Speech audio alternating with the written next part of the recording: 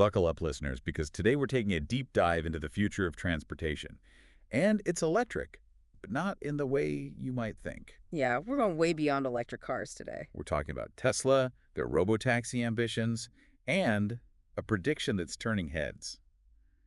A potential multi-trillion-dollar market. Trillion. That's a whole lot of zeros. It is. And our friends over at ARK Invest, those folks who always seem to have their fingers on the pulse of disruptive tech, they've been crunching the numbers on Tesla's big Robotaxi play. And What they've come up with is, well, let's just say it's pretty mind-blowing. all right.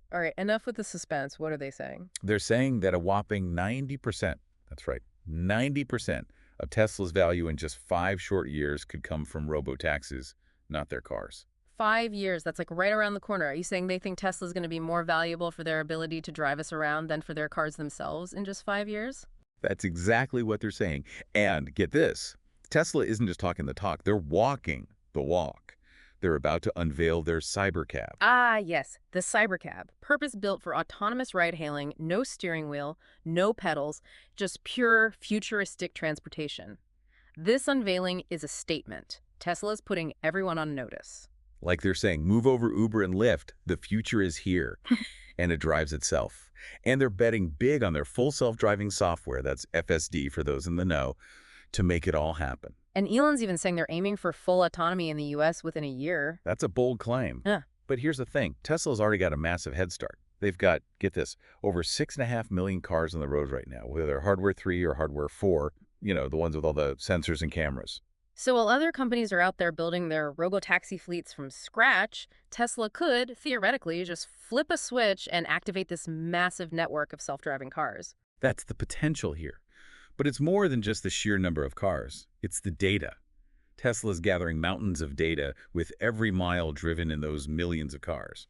We're talking real-world driving data in every imaginable condition. Think about it. Every time someone slams on their brakes, every time someone navigates a tricky intersection, all of that data is being fed back into Tesla's AI, making it smarter, more adaptable. So while we're out there white-knuckling the steering wheel, Tesla's AI is like, been there, done that, got the t-shirt. Right, and that brings us to a really crucial point. Tesla's approach to this whole Robotaxi thing, it's fundamentally different from what many of their competitors are doing. Take Waymo, for example. Waymo. They've been in the autonomous vehicle game for a while now, haven't they? They have, and they've made some serious progress. But here's the difference. Waymo is building a dedicated fleet of robotaxis from the ground up, purpose-built and all that. And Tesla's not. Well, they have the Cybercab coming, but they're also thinking bigger. They have this massive fleet of cars already on the road, remember? They could potentially let owners opt in to have their cars join the Robotaxi fleet when they're not using them. Hold on. Are you saying my Tesla could become my own personal side hustle while I'm at work? It's a fascinating idea, right? And it gets at the heart of Tesla's potential for massive scaling. That's a huge advantage over companies like Waymo, who are building their fleets one car at a time. Okay, so scalability is a big one. But you mentioned data earlier.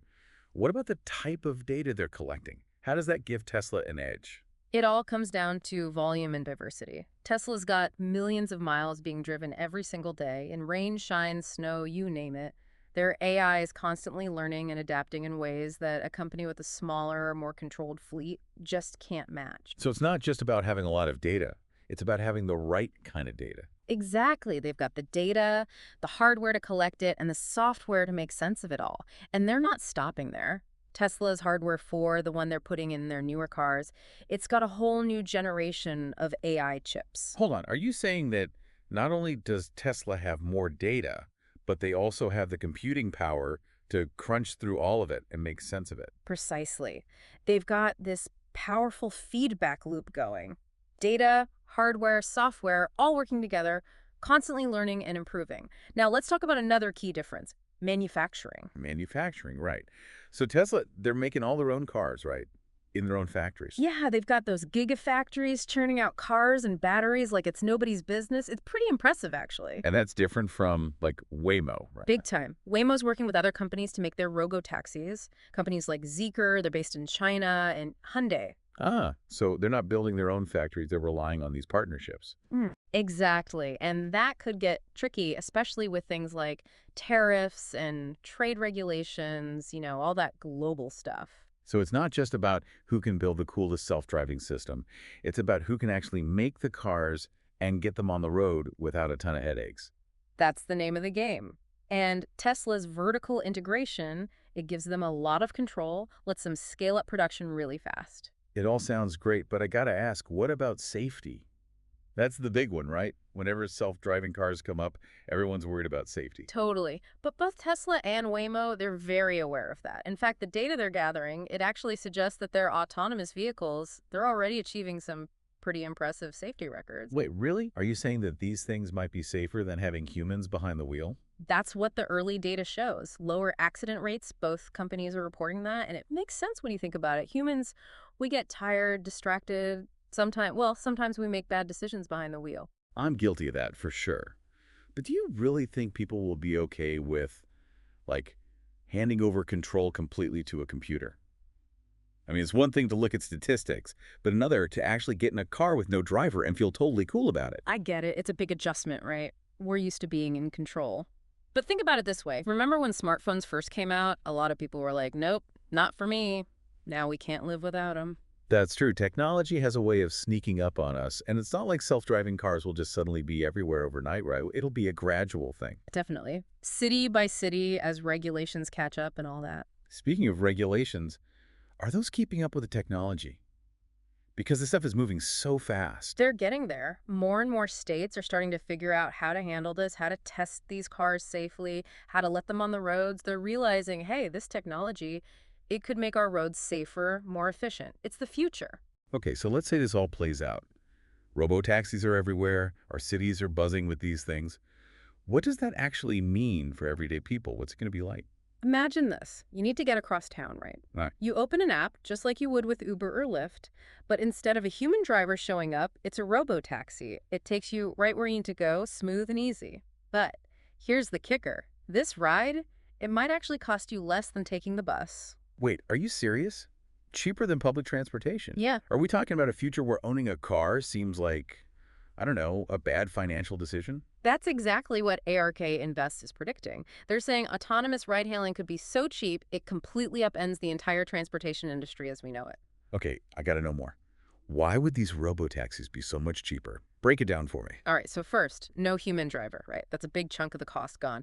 Then you've got electric vehicles, they're just cheaper to run. And since these robo-taxis can operate 24/7, they're making money all the time. Much higher utilization rates than a regular taxi or ride-sharing service. So higher utilization, lower operating costs, it all adds up. But this isn't just about saving a few bucks, right? Yeah. It's about access for everyone. Exactly. Imagine a world where everyone, no matter how much money they make or whether they have a disability, can easily get around affordably. It could be a game changer, especially for people with disabilities, older folks, anyone who has trouble getting around now. It's bigger than just getting from point A to point B. It's about making transportation fair for everyone. 100%. And don't forget about the environment. More electric robo-taxis, that means fewer gas guzzlers on the road, less pollution. Okay, so good for our wallets, good for accessibility, good for the planet. It's like a win-win-win. But let's get back to those numbers ARK Invest was throwing around. A multi-trillion-dollar market. Are they for real, or is this just hype? A multi-trillion-dollar market, huh? That's kind of hard to even imagine. But this is about more than just money, right? I mean, this could completely change, like, everything about our world. Oh, absolutely. This technology, it's got the potential to be as big as the internet, maybe even bigger. Just think about it. What if we don't have to design our cities around cars anymore? What could we do with all that space? Okay, I'm ready painting a picture. What does a robo-taxi city look like? Okay, picture this. Streets. They're not jammed with cars anymore. Traffic flows smoothly, peacefully even. It's quiet because all you hear is a little electric hum from the robo-taxis. And you know those giant parking lots we have now? Yeah. Gone. Think parks, green spaces, maybe even affordable housing. It's a city designed for people, not cars. That sounds pretty amazing, not gonna lie. But this technology, it's not just gonna change cities, right? What about like other industries? I keep hearing about self-driving trucks, delivery robots, all kinds of stuff. Oh yeah, this tech, it's gonna have ripple effects everywhere. Just imagine logistics, delivery services, everything. Totally transform. Fleets of autonomous trucks and vans delivering stuff 24/7, always taking the best route. So faster deliveries, everything arrives on time, no more waiting around for packages. Sign me up. Exactly. But I gotta be honest, it's not all gonna be easy. There are some big questions we need to answer. Yeah, like what are the downsides here? There's got to be Hmm. some. Well, one of the biggest ones is jobs. I mean, if we've got all these autonomous vehicles driving around, that means a lot of people, especially truck drivers, taxi drivers, delivery drivers, they're going to be out of work. Yeah, that's a really good point. Cheaper rides don't mean much if people are losing their jobs because of it. It's a huge issue, and we need to figure it out. Retraining programs, helping people find new jobs, maybe even something like universal basic income. We got to make sure everyone benefits from this technology, not just a select few. It's a lot to think about, that's for sure. It seems like we're heading towards this really exciting future, but there are going to be some bumps in the road. You got it. And that's why it's so important to talk about it all now, to be excited about the possibilities, but also be realistic about the challenges. So, as we wrap up our deep dive into Tesla, robotaxis, the whole shebang, what's the takeaway for our listeners? What should they be thinking about? I'd say this. The future of transportation, it's being decided right now. And it's not just about the technology, it's about the choices we make. It's about what kind of future we want. Do we want a future that's safer, more sustainable, more fair for everyone? Those are the questions we need to be asking ourselves. So it's not just about the tech itself, it's about how we use it. Exactly. So stay curious, stay informed, and most importantly, get involved. The future of transportation, maybe even the future of our cities, it depends on us. And that's a wrap on today's deep dive. We covered a lot of ground, from Tesla's grand plans to the potential pitfalls of a robotaxi revolution, but like any good road trip, it's left us with more to explore. Until next time, keep those engines revving and those imaginations running wild.